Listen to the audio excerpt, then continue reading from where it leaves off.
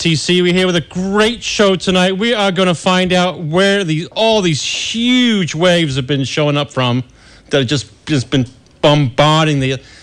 Is it normal now? Or they haven't been here the last week. Mr. Jones, would you stop talking tonight? Let me introduce you first. He warned us before you grab the microphone and hit me in the side of the head. Jiminy Christmas. We have Dan Jones here tonight. Where are you from, Dan? From Napa Valley. Okay, you work with Aerospace and Marine International, correct? That's correct. We're going to get an idea where that's from. And we are here tonight with the beloved, the one and only KSBW TV8 meteorologist, Mr. Lee Solomon. Gentlemen. Who is, is you past your bedtime? It is, actually. Who's up at the crack of dawn to tell you it's foggy in the morning and nice in the afternoon. I had no idea he gets up so early. I slept on the couch last night, and so I woke up, my neck was kinked at like 4 in the morning, and the TV was still on, and there's Lee. In a suit. Yep. Yeah. Pretending to be happy. You do a great job. You're not happy at 4 in the morning with a suit on? Who's happy at 4 in the morning? It's brutal. Unless you're going surfing. Okay, Lee officially is not happy, so KSBW TV8, get the Vanders one guy out of there and get Lee Solomon in back up. He needs to be in a, he needs to be happy. He's paid his dues. He's due. This show, by the way, is brought to you by, the title sponsor of the show is brought to you by Surfrider Foundation, Santa Cruz, a volunteer non-profit organization dedicated to the protection of the world's oceans. They have a huge raffle this month with prizes including 2 custom surfboards, TC, an R3 wetsuit, private shaping lessons, and much more. You can purchase raffle tickets at Cafe Avetta, Sawyer Land and Sea Supply, and Freeline Surf Shop. Stop by any of those places, and also, if you actually stop by Cafe Avetta, they'll see an exhibit of Board Makers of Santa Cruz by David Dennis Photos. Join them Saturday, February 22nd at Cowell's, also for a beach cleanup. For more information, go to santacruz.surfrider.org or visit them on their Facebook page. And I'm curious about that event. Is it are they going to shape boards there? Or is did. It was the other day. They did it last week. It was. It was a great event. I heard. I wasn't here, so I know you were at home, right? No, you were snowboarding. I went to Whistler. Yeah, it was awesome. Yeah, don't tell anybody you're out of town. And Skinny gave it away. Hey, there's a. Just so you know, in life, if you're a surfer, you got to go to Tavarua because it's like Disneyland of surf spots. Right. If you're a snowboarder, you got to go to Whistler because it's the Disneyland of snowboard spots. Okay, thanks. Maybe we should be giving away a ticket sponsored by you and a raffle prize. Well, maybe next year I'll take a winner. Peak to creek, right? Peak to peak to peak. Yeah, no, that's peak to creek. Oh, right. There you go. So, before any further ado, let's introduce Dan Jones, Mr. Lee Solomon also. And Dan, thanks for coming to the show tonight. Hey, it's great to be here. We want to talk to you a little bit about the weather, especially this big fat storm that just showed up in the Atlantic. Was it Hercules? Oh, that was January 6th or something? That was like a month ago. What's going on out there? Would you tell us? Would you let us know what's going on out there in the Atlantic? Because we have some swells back here. But what's going on back there? We're just locked in on a pattern. Finally it changed for us. We had 80 degrees for mid-December to January, and now it finally changed. We're finally getting some of our rain. But the Midwest has been locked in, freezing cold. Got the shirt here to show You do have the shirt. Oh, this is it, man. This is the Midwest right here. For all you guys back in the Midwest, this is it. It says unbelievably crappy, incredibly crappy. Yeah. Anyway, so the Atlantic has been locked in also, just like we were from mid-December to the end of January. And they basically had a high pressure off the East Coast, and they had a big long wave trough in the middle of the Atlantic.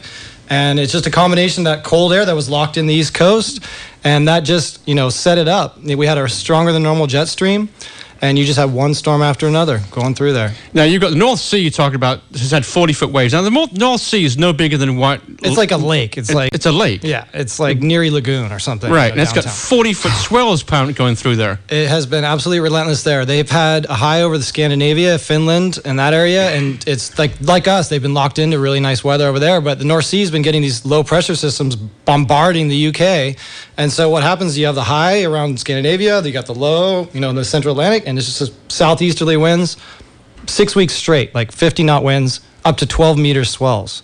I mean, that's like 40-foot seas. Right. And that's like in a little lake that's the North Sea. Right. So if you're sitting in an oil rig, you're getting no food, you're not getting no water, you're getting nothing. You're just sitting there. We've been forecasting for these guys in the North Sea, and they're just so complaining because they're getting no water, no food. They've got like 8 days without a helicopter coming in to supply them. Right. So your job essentially is like an air traffic controller, but for ships. Exactly. Correct? We try to get them going there as fast as possible, as economically as possible, and as safe as possible. Right, and you do that from an office from your house? My office is my couch, yeah, pretty much. The desk. So you're controlling the world's shipping lanes from your couch. I used to have to drive. I used to have to go to work. I wonder if he was driving the Concordia. Well, what happened? We're actually forecasting for the Concordia. We stopped over the winter because the bed's been a mess. Was that before or after the thing hit the rocks? No, that was after. So first he crashed, and then the boat tipped over, and then now they're trying to salvage it because it's a cruise ship. It's millions of dollars, and there's a lot of metal out there. Well, they're going to recycle that thing, right? Isn't that the plan? They're going to recycle. I mean, they've got it floated now. We got it. It was really close because I think it was like October, and the winter's coming. The Med gets nasty. I mean, people don't realize this, but the Med can have 50-foot seas in it too. That's the Mediterranean Sea, anyway. Sorry, but that ship is really big, and it's an environmentally protected. It's like the Galapagos Islands that's smashed into. So it's really bad because you got the fuel draining out of the thing. And so anyway, we got it up out of the water. It's got these two big tanks, and it's sitting up there. But now they still need to work on it so they can sail it away to the the salvage yard and stuff like that. So that'll be happening next spring. You are listening to the Off Limit Radio Show with Neil Perlberg and my co-host TC. We are broadcasting from Santa Cruz, California, from KSCO. We ask you to listen and be heard. The phone number, if you want to call in tonight, the lines are free. The phone number is 831-479-1080. If you want to talk water, weather, waves, Concordia, TC's vacation, whatever you want to talk about, we'll take your call at 831-479-1080. Okay, Lee. Give us a scoop. We've had this drought here. Are we getting any more rain? We got a drop in the bucket. A drop in the bucket. What's happening out here? What took place there during that January summer month? Yeah, high pressure was locked in. We set record highs all of January. December, right, Dan? We were looking at mid 70s, low 80s. We set all-time high temperatures for January, which means we were 81 to 84 degrees at certain parts of the month. Right. And we ended up, so 2013, the calendar year 2013, which isn't how they measure the rain year, but would just go back from January to January, was the driest on record. And during that time, places like Ben Lomond and Scotts Valley had like 3 or 4 or 5 inches of rain. And they generally, in a really bad year, have about 26. And in a good year, 40 to 60. How bad is the situation? They're 8 inches right now. Right. How bad is the situation water-wise? Oh, it's bad. It's bad. Yeah. Santa Cruz is not that bad, I've heard. I heard Loch Lomond's pretty full. I guess we get most of our water from Loch Lomond. Yeah, we do. But places like about Hercules again, a lot of people are like, well, this massive storm we heard about Hercules, where's those big waves? They didn't look that big. And the reason is because the problem is the Atlantic is too small. The Pacific is too big. Okay. And what do I mean by that? Well, basically is that storm took up the entire Atlantic, and you need time for those 60-foot seas to unravel and actually become swells, become clean swell energy. Otherwise, it's just interference. We've had times off the coast here, our buoys have been 25 feet, and it looks like it's overhead. You can't even tell because it's just 10-second periods, 13-second periods, 17-second, all at the same time. So you're saying it looks like it's all counter in it. If that storm was in the Pacific, it would have had time to unravel. Right. And those waves would have been how high? Yeah, it could have been, it depends where it was. If it was off Japan and we had 3 or 4 days of decay, it may have only been, at Mavericks, maybe 30-foot faces. But if it would have been just the right distance away from our coast, right, it would have been tow only, like full-on tow only. So they don't get 20-second intervals out there in the Atlantic? It's really rare because you need a storm to produce them and then to kind of shift away and let it unravel. And, because otherwise it's what the dominant period is. And if you're near the storm, it's going to be in that, 15 to 18 seconds. Unless it's maybe a south even or something. 13. Yeah, exactly. Yeah. Well, south swells are really, it's just the right angle to come into this Africa and everything. Well, in your daily job, did you have to, how does it affect ships that you're controlling? It's rough for ships. Generally, coming from Norway and all that, you're sailing north of them. You're going up to Iceland trying to, beat it around the easterlies, get the following winds around the north. But a lot of shipping goes into the English Channel. And there was just like this storm that's coming through there right now. It's like 40-foot seas going right at the English Channel. So there's no way in. How's my hometown of Brighton looking? Yeah, it's rough. Huh? I mean, I feel sorry for the coastal residents. It's a good job sitting on top of white cliffs, otherwise you'd be toast, right? Because it rolled over, knocked people's doors down, it rolled over cars, and if you don't have a really well-made ship, you should definitely not be in the Atlantic in the wintertime. You shouldn't be there in the summertime. UK's had the wettest winter since 1776. The Thames flooded. Yeah. You know what you should mention, Dan, is when they load those ships improperly. Oh. You know, in Indonesia, they get those stress fractures and they don't see them, and then they get the 40-foot. Oh, what happens? Pretend you have ship holds, right? And say it's only half full. You got say corn or rice or something that kind of can shift. And imagine if you have like a ton of corn and there's a big gap in your hold in the top. Well, the corn can shift to one side, and that'll just cause the ship to even shift more over to the side. Yikes. Then you're in trouble. Imagine being on that one. Have there been any shipping disasters this year? In my company, we haven't had one. Usually it's not our fault. Not always. Most of the time, it's the captain not listening to us. And we're saying, okay, you need to go here. And he's like, no, I've been at sea for 30 years. Even though I don't pay attention to the internet or anything like that, I know what I'm doing. He goes his way. We tell him to go the other way. Bad things happen. Containers fall off the ship. I was going to ask about the containers. There's tons of TV sets and Nike shoes and all kinds of stuff at the bottom of the oceans. Because it's like these containers will just fall right off the side of the ship. Because they're not really latched on. They're kind of hooked on. Right. And things can go down. This is Neil and TC with the Athletic Radio Show. We're here with Dan Jones, and we're here tonight with Lee Solomon. Please listen to our commercials, because without these commercials, this show ain't happening. So we thank our sponsors for placing an ad with us, and we'll be right back after these commercials. Thank you.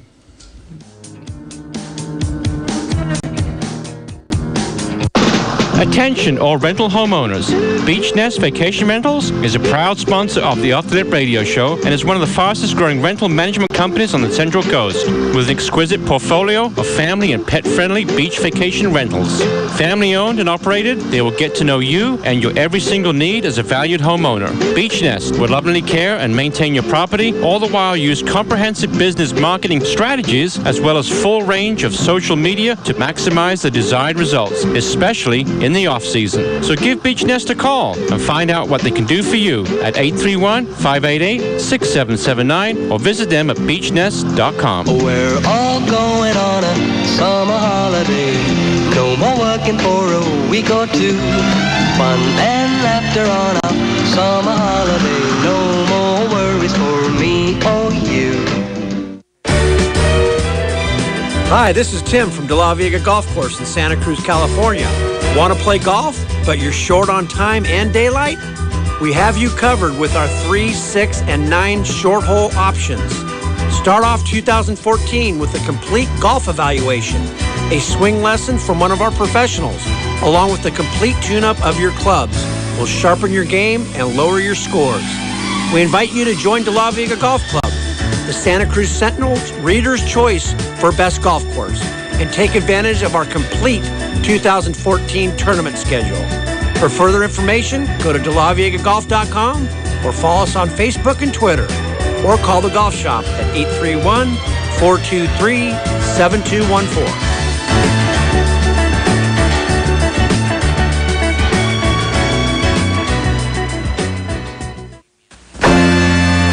I know a place. Ain't nobody crying. Well, today here to talk about People's Coffee. A few things. I'm Kurt, the owner. We're on 17th and Bromer, Extra Total Fitness. We've been there about 6 years. I think we're making an impact in the coffee business for a couple reasons. One is our product, very consistent and becoming known throughout the community. We're a neighborhood-oriented coffee shop. I think there's too many places out there that don't care about the happiness of the customer, and I really think that our emphasis and focus is not only on the coffee, but the happiness that we create at the shop for the customer. Short, sweet, 2-minute visit. We take good care of you. So come on into People's. Have some coffee. We've got pastries, etc., but our focus is the coffee and your happiness. We're at 17th and Bromer. We've got about 50 seats. We've got outside seating as well, and we're dog friendly.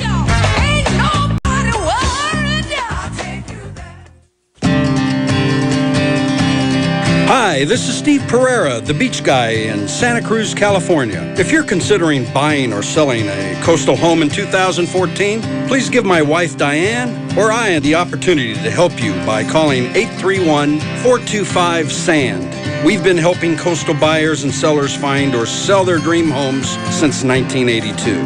We'll connect you and your luxury listing or beach bungalow with qualified and interested buyers using the right marketing mix and a little creativity. We'd love to share the stoke of our coastal lifestyle with you and promise to make your coastal real estate experience pleasant and successful. So give us a call at 425-7263. That's 831-425-7263. Or drop in on our website at lifesabeach.com. Kick back and relax and let us do the work. And remember, no one knows the turf near the surf better. See you soon. And we are back with the Off the Lip radio show broadcasting from Santa Cruz, California, here at KSCO. We ask you to listen and be heard. Right now, it is trivia time. Woohoo! Yeah. Trivia time is brought to you by DingRepair.net. Yep. And this week's question, Neil, I know you're dying to get it out. What is the question? The question is, last week on the show, Skin Dog, Tyler, and as you call him, Anthony Tashnik, Tazzy, Anthony. No, the English variation of that. Tazzy was here. All right. How many of our guests during the Mavericks contest pulled their inflatable vest life-saving devices? Phone number 831-479-1080 for that question. So call in. You're going to get a T-shirt and 5 tickets, and maybe even get on the show. Who the heck knows? 831-479-1080 is the phone number. And I think the raffle, there's surfboards in there. There's all kinds of great stuff. They got surfboards. They got wetsuits. And you're supporting the Surf Rider Foundation. And you're supporting Surf Riders. So it's a the great phones prize. are blowing up already, Neil. Not exactly blowing up. But should I go tell him what the answer is? He knows what the answer is. Okay. I've got a question. Go ahead. Speaking of the vests, Dan, since A, you don't wear a vest. B, Not yet. Not yet. At Mavericks? Yeah. Because you surf Mavericks too, don't you, Dan? Tons. Yeah. Right. Yeah. Forever. He's been out there forever. And I want to know what you think the vests are going to do in terms of guys pushing their limits beyond their real capabilities. And, you see, guys got rescued. And if they didn't get rescued, what would be the outcome? Well, to start with, I guess Skinny got a long drag with his vest inflated. I mean, it's not necessarily you're going to come up right away. It's kind of still when Mavs lets you up. I mean, that top layer is 6-8 feet of foam, 15 seconds after the wave's gone by. So you got a vest on, you can't fly. The thing's not going to send you into the air. It's going to send you up above the water, the buoyancy, but you're still going to be under the foam. You could still have a two-way hold down. People. Are you going to see guys who are 25 years old going out there and then they're going to start hucking themselves in the bowl? It might give some people a false sense of security, for sure. Okay. Well, you know what's funny about that, real quick, I'll just interrupt, is, they've been using those in avalanche ski situations. Yeah. They're very popular. Yeah. But there's only one avalanche. It's not like you use it and you float up to the surface of the avalanche. Great, I make it. And then there's another avalanche that's going to get you. You got to be able to spill that. So I think that's the critical thing is you still. But they do that. They do that. Gentlemen, we have a very special guest on the line right here. Richard? No. Female. Beautiful. She lives in Southern California. Surf Channel. Any more hints? Shannon's on the phone from the Surf Channel. Guys, how you doing? We're doing pretty good. How you doing? Are we fired? Great. I'm so stoked. It's such an educational show. Thank you guys for coming on. Educational? My question. Yeah, for sure. Okay, cool. I had a question for these expert meteorologists.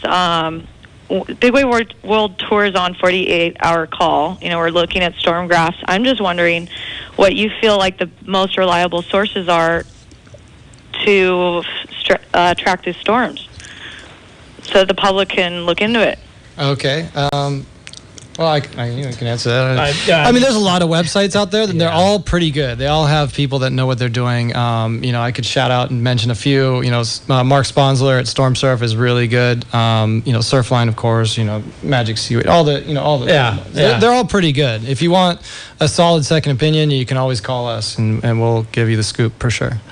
Experience plays into it. It definitely does. I mean, there's almost never a storm that's the same as any other storm. So. Of course. And there's also the local topography and things, the local conditions that you really need to dial in, and you almost need to be there for a full year just to kind of see, all right, well, get a feel for what does, Yeah, which was classic for this contest.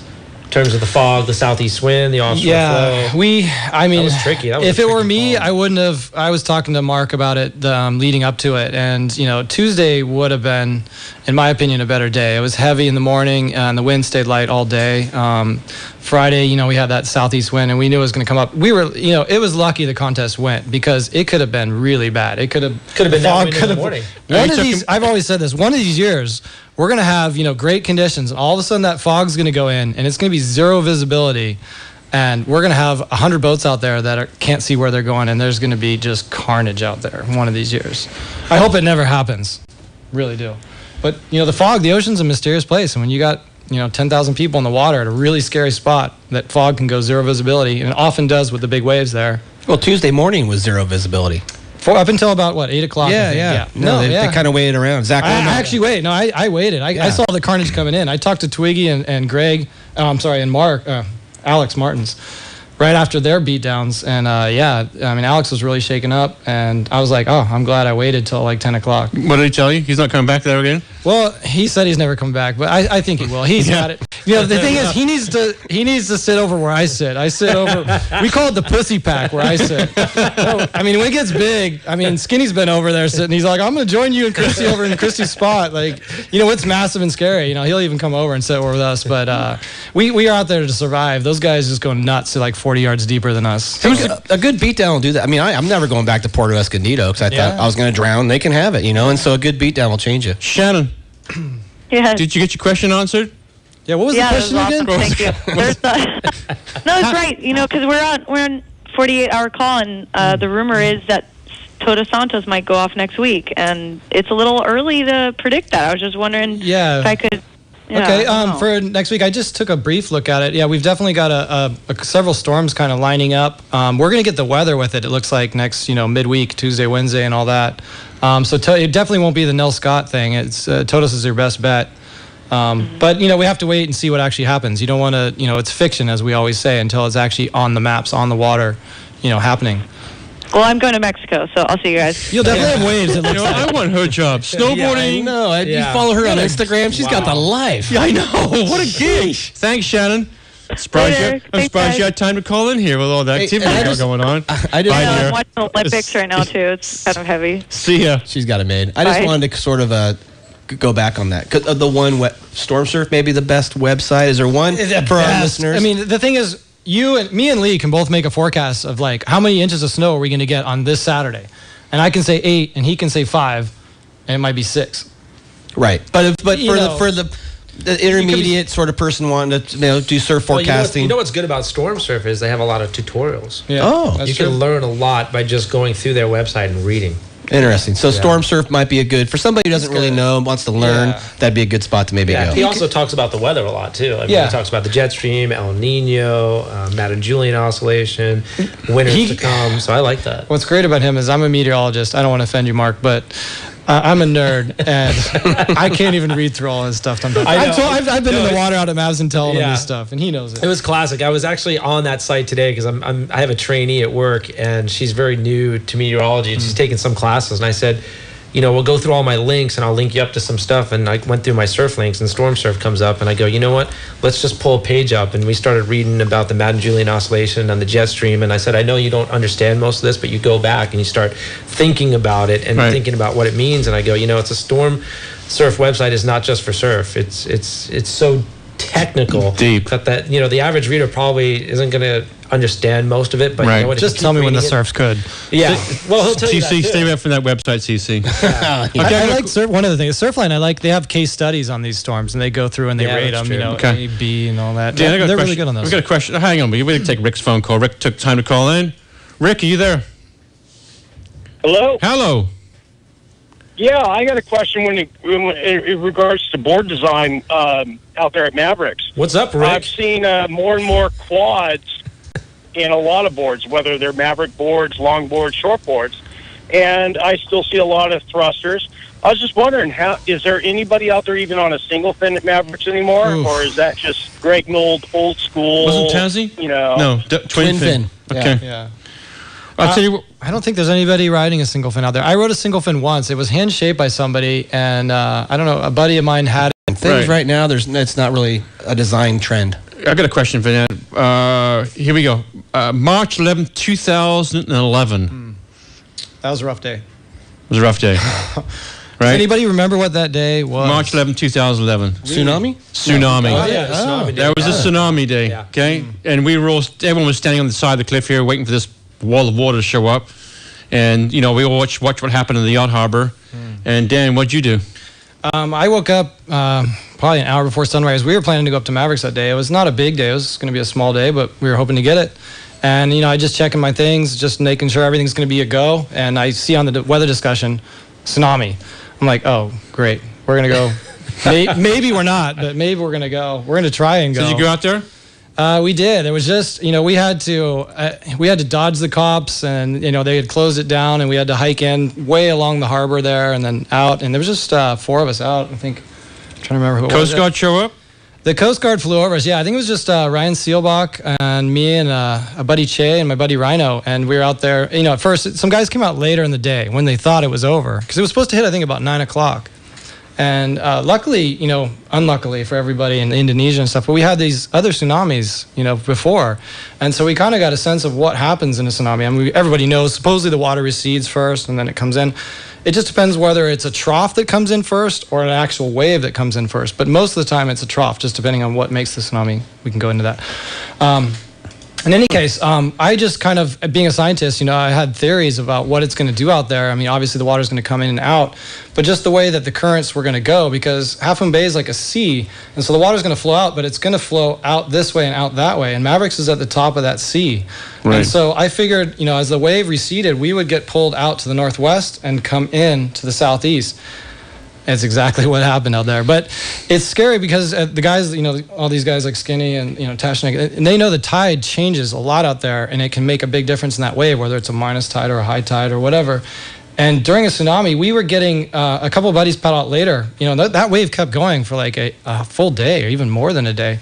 And those tides went down to like -2, -3. They saw it dry all the way to Mushroom Rock. And then they saw the water come all the way up above the beach, hit the cliff. And you know, so we're dealing with tide changes from 8 feet to -3 feet. Wow. And that is a lot in 5 minutes difference. You don't know where you are. I mean, you're lining up where your spots are. Right. But they're not you doing don't know it. if you're dealing with a 6 foot tide or a minus. You can kind of see the rocks. But right. Was there swell that day? It was what I would call a small day. We have, in my classification, we have borderline, small, medium, large, and tow. Right. I classify that day as a small. Because it was a very small day here in town. The contest was like what I would call medium day.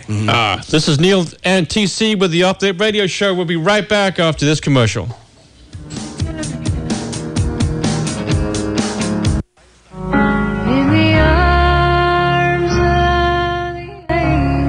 Hi, I'm Keith Meek. Will you be an angel for Skidmark Magazine? Every day, Skidmark's employees are starving, cold, and neglected, and they are crying out for your help. Please subscribe to Skidmark Magazine and get on the sticker flow team. For just $15.99 a year, that's only 4 cents a day, you will help rescue a Skidmark employee from poverty and help provide food, shelter, and love. Download Skidmark Magazine app on iTunes or get a paper subscription at skidmarkskatemag.com, and an employee will be given a second chance, thanks to you. Right now, there is a broken, bitter employee who needs you. Please subscribe right now.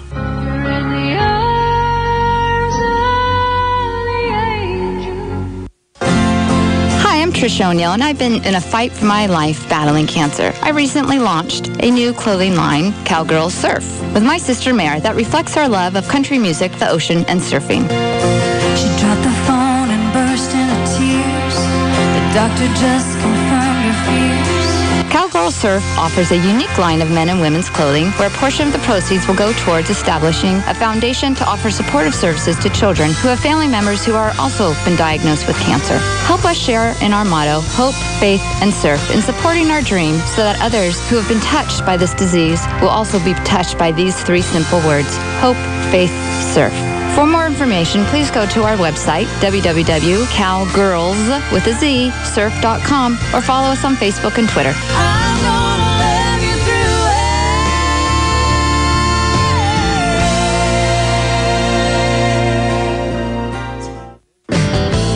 Hi, this is Susie from Flip Flop Shops in Santa Cruz, California. We carry the hottest brands and the latest styles in flip-flops and casual footwear, which include Cobian, Olukai, Reef, Quicksilver, Roxy, Cushy, Scott Hawaii, and more. Where do your flip-flops take you? Do they take you to the beach? Do they take you down the street to the local coffee shop? Do they take you to Hawaii? We have flip-flops for everyone in your family, from mom, dad, even the kiddos. We carry flip-flops with arch support. We carry flip-flops that range of very casual to very nice leather that you can wear out to dinner. If you're a Santa Cruz local or traveling to Santa Cruz to surf or skate, stop by our shop. We'll take care of you. Flip Flop Shop Santa Cruz is located at 1528 on the legendary Pacific Avenue, downtown Santa Cruz.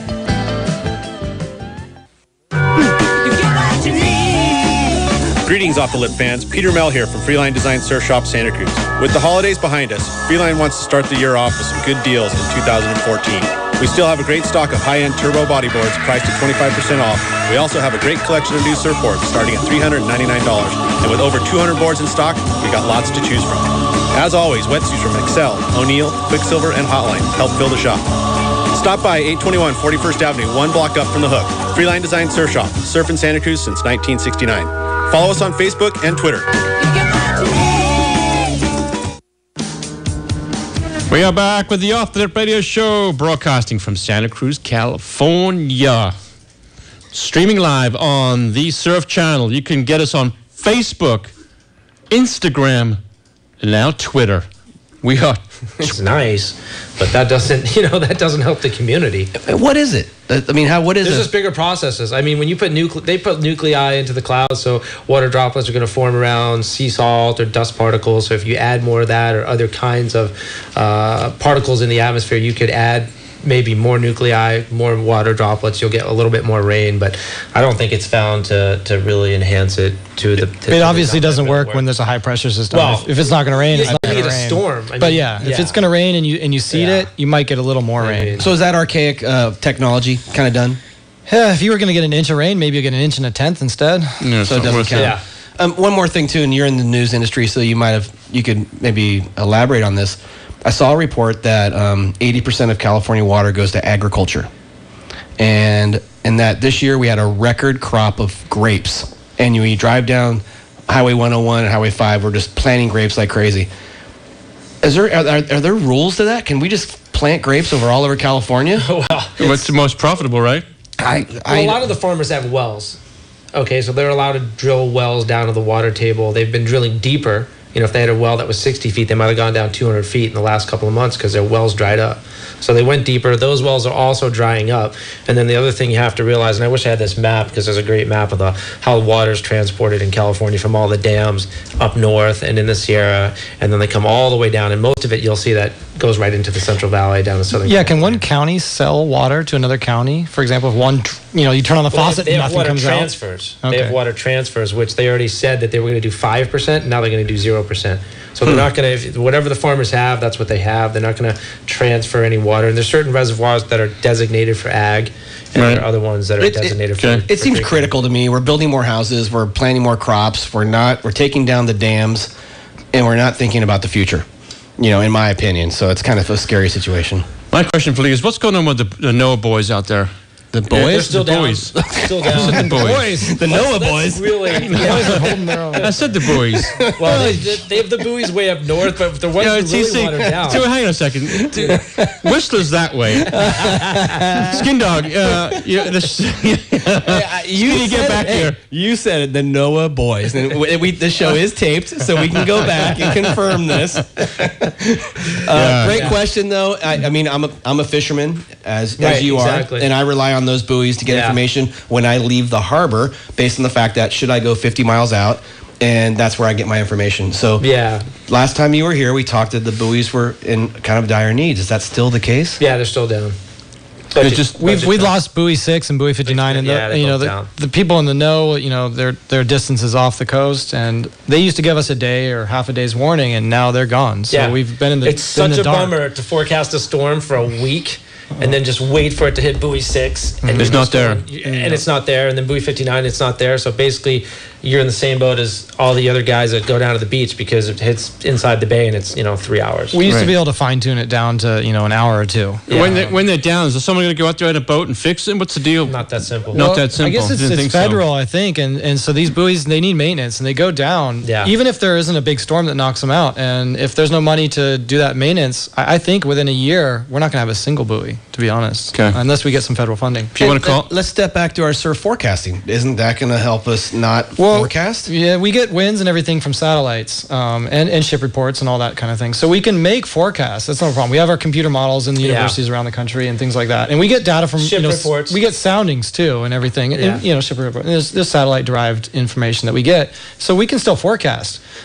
We won't be able to go, okay, is it overhead or is it double overhead? We got to actually go to the ocean and see what it actually is. 17 at 15, or was it 12 at 15? And then how much decay you had between 59 and 6. And then sometimes you have swells like from the southern hemisphere, and you can look at the ocean for 15 minutes and it's flat. And then someone else can pop up, they've been there for 30 seconds, and like, oh, it's overhead.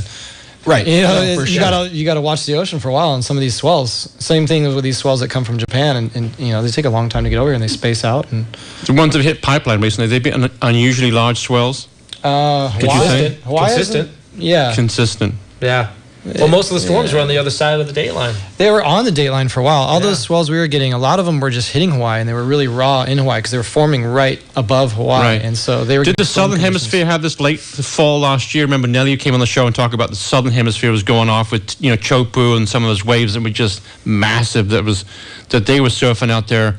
It's just seemed like a year of large swells, except not really here in Santa Cruz. Not here. No, it's been pretty poor. Every year you get big, large swell events all over the world, and it just depends. Well, I said this earlier. I just think that now there was a lot of days where it's like, oh, it's just not surfable today. Let's go tomorrow. But now everyone's got a camera in their phone. They're documenting it. A lot of those big days where somebody, like all those years with Jeff Clark and Mavericks, no one took pictures of them out there. Yeah. But once now Mavericks has surfed every swell. This Portugal wave, that's not even a wave in my opinion. Like it's, the guys are catching 100-foot waves over there, but it's not, to me, that's not a wave. Right. But they're riding waves that, in my opinion, 20 years ago, people were just like, oh, we're going to wait a day. Right. Yeah. This is Neil and TC with the Alternate Radio Show. We're here with Dan Jones with Aerospace and Marine International, and we're here with Santa Cruz's favorite meteorologist, Mr. Lee Solomon, who is it's past his bedtime. We'll be right back after this commercial.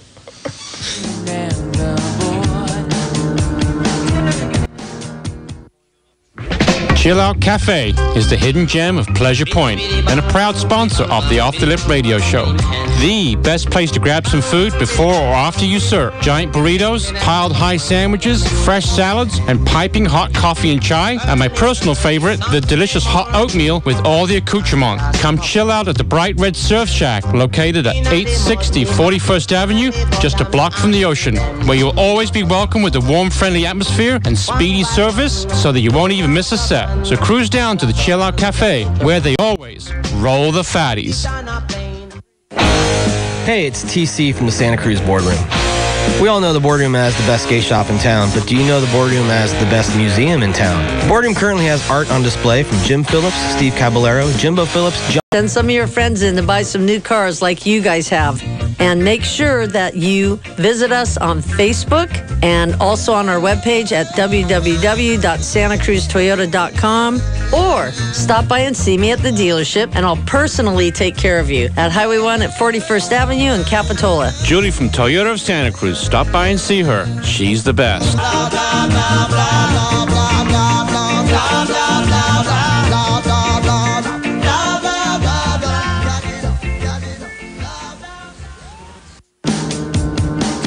And we are back with the Off the Lip Radio Show from Santa Cruz, California. And calling in right now, we have Lee from Spreckles. Hi. I really appreciate your energies and your thoughts, that your desires and your connection to that great edge of the continent, Pacific coast. Okay. There's something that really rings to my bones, and that is that 2 Saturdays ago, I believe it was, on Perspectives, on 1080 on Saturday, they touched on to an answer that would shut down the threat that's coming at us from Fukushima. Okay. And you guys need to listen to that. We're going to touch on that right now, Lee. Okay.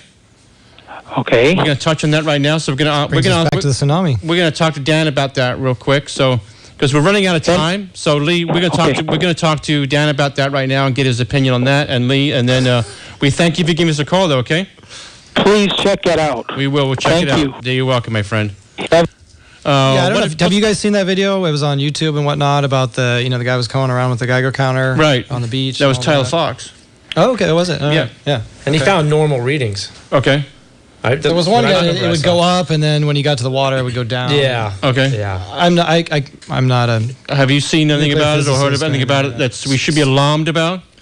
I don't think we should be alarmed about anything, but I think we should be monitoring it very closely. Okay, all right. Oh, you hear about the tuna now? Possible effects. Yeah. Well, tuna also swim, can go across the ocean, so that's a little mercury different. probably is the biggest issue with those. Okay. Anything that affects one place in the world affects the whole world, obviously. So we're all on the same planet together. And do we really know what's going on with Fukushima? I mean, it seems to me like there's what the media tells us. Cloak of secrecy. We're going to have to ask Ethan Bremen about that. Yeah, he knows. The thing that you have to look at when you look at a lot of these numbers is the statistics. It's 10,000 times greater than what it was. Well, if you need 10 million times to make it even harmful or close to being harmful, then 10,000 times isn't harmful. So, people throw a lot of statistics But it around. sounds so scary. I should panic and pack my bags and live in my bomb shelter. Yeah. Anyway, back to the Fukushima. I'd like to make one comment on the Mavericks contest. We can, but I just got to get this quick phone call in. Karina from Los Gatos, you got like 15, 30 seconds. Hit us with the question. Go. Hi, guys. Hello. Karina, long time no see. Hello, Karina. Hi, Karina. Hey, Karina. Hi. I just wanted you to know somebody was listening. Thank you. Thank goodness for that. I'm so happy. There's only 30 seconds. I was going to... Is this my old friend, Karina? Uh-oh. Yes. Oh, hey. I think I know Karina as well. It's been a while. Thank you, Karina. Your old So friend. I'm We'll calling to discuss that say later. hello. Okay, Karina, you have a question? Anyway. You have a question, my dear? No, not. Well, I wanted more info on the jet stream, but I was going to say I don't know. We got a heck of a story. We got Dan coming back on the air. He's going to talk about this, something you must be dying to talk about. You go. Karina, thank you for listening. You may be our only listener, and we thank you for it. I'm so happy. Thanks for calling, Karina. No, I just wanted to talk about just kind of a shout out to Jeff. Like, I have friends that aren't big wave surfers. They get Jeff scared Clark. when Jeff Clark. When Right. it's like head high, they're just like, okay, that's it for me. And they were watching the Mavs contest, like tons of other people were. And what they wanted to see was the beatdowns, the carnage that goes on. When Taji lost his board and is bounding into the rocks, It's like they were like NASCAR. cheering on the phone. I gave them a call, and they were just like, and we want to see, what I thought would be good. That in football they have the hang time. When a punter punts the ball is up for 4 or 5 seconds. We want to see like a beatdown timer. And the camera's like pan away when the guy's wiping out and he's underwater for 30 seconds. It's these guys are putting their lives on the line, and a lot of the public we want to see is the board breaking in two, or is it is he down for 30 seconds or is he down for 5 seconds? How's the rescue going with the jet ski? Is the jet ski getting taken out by the wave and going through the rocks? It's exciting stuff that's happening out there. And I think the contest would be that much more exciting. Okay, underwater cameras, all kinds of stuff. Oh well, Healy's GoPro footage to me was the highlight of the whole contest. But I mean, they cut that, and then they cut all those seconds of blackness when he was down deep. Yeah. It's like keep that beatdown timer rolling. 22, 23, 24. It's like NASCAR or a TC race. When I go see TC race, I don't see him go around in a circle for 25 laps. I want to see him. The ratings would go crap out of him. No one cares when I win. They just want to watch me crash. I mean, we want to see the huge drops, but we also want to see the carnage, and the rescues and the dramatic stuff going on. Well, that's just like anything. Everybody wants a good crash. Yeah, You know? Yeah. exactly. So, guys, we've had no surf for a week here in Santa Cruz. What's going on? We got some It's surf coming changing. up? Yeah. We're going to get some weather, but we're going to get some surf, too. We're going to get some weather, meaning... It's not the cleanest surf, but... Well, we're going to get swell. Wait a And minute, then we're we going to got- have some conditions and some good days. Yeah. But Are we're we definitely going back into a period of swell. Are we getting rain? We're going to get some more rain, too. Yeah. Okay. That that high is it's finally, it looks like it's kicked out. It looks like it's going to flow, that, the zonal It'll pattern get, more. normal pattern setting. We need, how much rain do we need? 3 We need a months lot. solid. A lot. All we A need is lot. like 2 more of these pineapple connections, though, and we'll be at least on an almost, below average year, right? Yeah, Above yeah. just a full So drought. let me get this. You're weather guys, and you're optimistic right now? Yeah. Well, there's a shot at us getting like 15 inches of rain. We could have a really wet March. That one year we had the March miracle. Yeah. I was ready to kill myself that March. It rained like 30 out of 31 days. It did, that I was snowboarding in the powder. It was awesome. 200 We inches need- up in Tahoe. Yeah. We need a March miracle. So there is a chance, because I heard that this got a rainstorm had a 1-day water supply attached to it, and then I know that number. I don't know where they Right. get it from. North but Bay got 10 inches of rain. That's a Well, lot. there's another atmospheric river coming into the Pacific Northwest right now. Neil, what do you got? I got... Think about what the 2 or 3 inches of snow did last time with just a little bit of ice. Now we're talking about perhaps 2-3 inches of snow with a half inch to an inch worth of ice. That's almost like